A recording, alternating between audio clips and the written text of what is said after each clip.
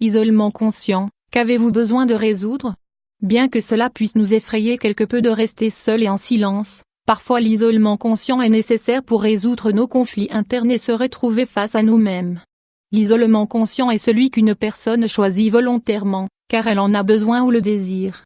Toutefois, certains le voient comme quelque chose de négatif, une situation bizarre totalement refoulée. Dans la société dans laquelle nous vivons, s'isoler n'est pas bien vu. Pour cette raison, nous avons tendance à chercher l'approbation externe ou à dépendre de nos partenaires. Nous ne voulons pas rester seuls ni nous sentir à l'écart du reste du monde. Ceci est très mal vu, mais qu'arriverait-il si c'était quelque chose dont nous avions besoin? L'isolement conscient nous permet de nous retrouver, être toujours dans l'attente des autres, à essayer de plaire pour le simple fait que l'on a peur d'être abandonné et qu'on nous laisse seuls finit par être épuisant. Toutefois, ce n'est pas la pire des conséquences de ce type d'agissement, mais lorsque nous nous en rendrons compte, nous serons conscients que nous nous sommes perdus en chemin. Où est passée cette personne que nous connaissions si bien auparavant? Quand avons-nous cessé de nous écouter et avons-nous commencé à nous laisser guider par ce que les autres nous disaient? Grâce à des petites actions du quotidien nous avons appris à nous ignorer, au point de vivre totalement conditionnés par l'extérieur. Mais il arrive un moment où nous souffrons, où nous ne sommes même plus heureux, c'est lorsque nous sommes entre amis Ce n'est pas que les autres soient des personnes toxiques. Ce sont nos peurs, nos tentatives incessantes de plaire et d'être parfaits qui ont provoqué que nous établissions des relations toxiques pour nous-mêmes, pour notre santé. Pour cela, l'isolement conscient peut nous aider à nous retrouver face à nous-mêmes. Cette personne que nous sommes réellement et que nous avons laissée de côté, mais qui nous attend encore.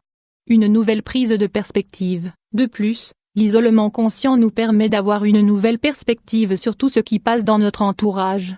Comme nous le savons, parfois nous prenons des décisions qui ne sont pas bonnes pour nous, ou nous répondons d'une manière que nous ne voulons pas réellement, car nous manquons de perspective.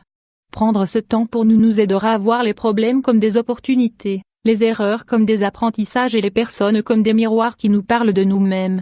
Arrivé à ce point, nous nous rendons compte que l'isolement conscient surgit lorsque nous avons quelque chose à résoudre dans notre vie.